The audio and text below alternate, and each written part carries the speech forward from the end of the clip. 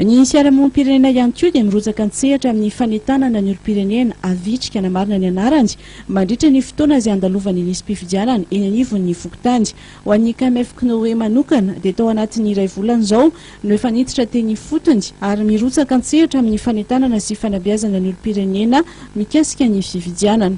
Manomboka izao 2 Desambra izao hatramin'ny 1 Janoary dia tonga eny anivon'ny fokontany ny lisitry ny mpifidy rehetra manerana Madagasikara.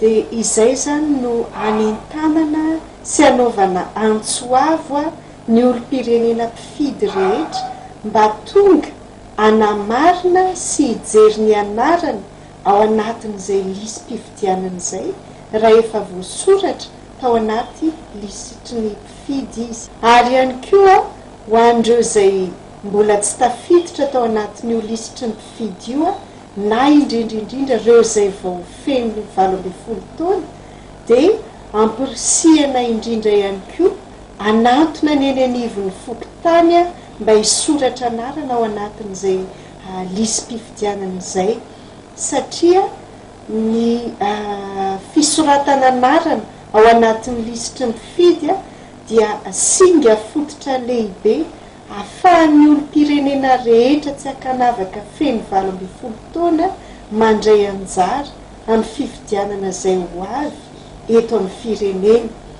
Amin'izao fotoana izao dia marisarisa ny olona hoe efa fanao isan-taona ilay fanavaozana ny lisitry ny mpifidy ka tsy tokony hijery ny anarana.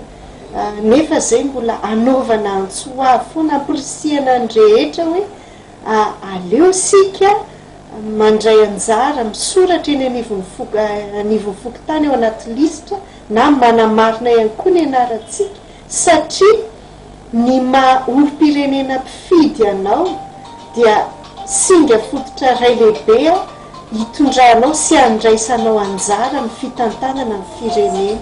Raha ny nambarany KMF Knoe dia tokony kandida atolotry ny antoko ihany no mandray anjara amin'ny fifidianana filoham-pirenena.